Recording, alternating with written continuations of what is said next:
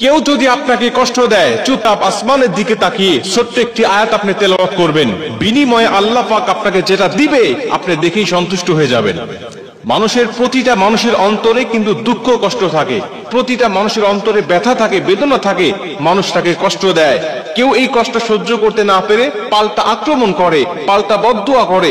কিন্তু আল্লাহ পাক শিখিয়েছেন, না, বদদুয়া করার দরকার নাই, তুমি শুধু আমার কাছে বিচারটা দিয়ে দাও, শুধু একটা আয়াত তেলাওয়াত করে নাও, আমি আল্লাহ পাক বিনিময়ে তোমাকে সন্তুষ্ট করব এবং তোমার প্রতিপক্ষকে আমি আল্লাহ পাক ঘায়েল করব।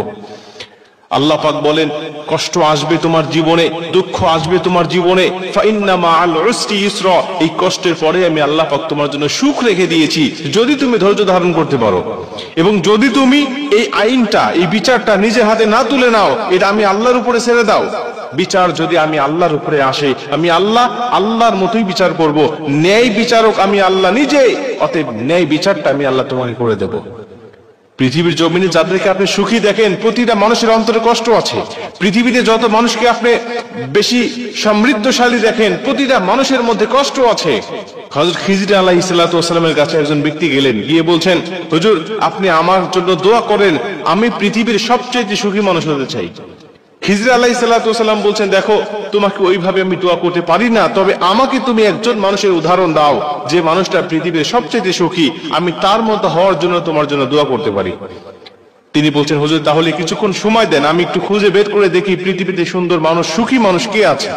উনি খুঁজতে লাগলেন, দিক বিদিক তিনি ছুটতে লাগলেন, মানুষকে বলা বলি করতে লাগলেন, পৃথিবীতে সবচেয়ে সুখী মানুষ কে, আমাকে দেখায় দাও, আমি তার কাছে যাব। কোন এক এলাকায় গেলেন এবং সেখানে মানুষেরা বলতে লাগলেন যে অমুক এলাকায় অমুক জায়গায় একটি ব্যক্তি থাকে, তার জীবনে কোনো দুঃখ কষ্ট নাই, তার জীবনে কোনো অভাব নাই, তার জীবনে সবকিছু আল্লাহ পাক ভরপুর করে দিয়েছে, অতএব তার কাছে গেলে তুমি জানতে পারবে। ওনার কাছে গেলেন, গিয়ে বলছেন, আচ্ছা আমি শুনলাম আপনি পৃথিবীর সবচেয়ে সুখী মানুষ, ঘটনা কি সত্য নাকি এর মধ্যে কিছু লুকায়িত আছে?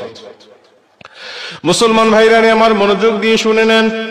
ওই লোকটি ডাক দিয়া বলেন, আল্লাহর বান্দা, আমি পৃথিবীর সবচেয়ে সুখী মানুষ হিসাবে মানুষ আমাকে জানে, কিন্তু আমার ভিতরেও কিছু কষ্ট রয়েছে, দুঃখ রয়েছে, যেটা মানুষকে আমি বুঝাইতে দেই না, মানুষকে আমি বুঝতে দেই না, মানুষকে আমি জানতে দেই না।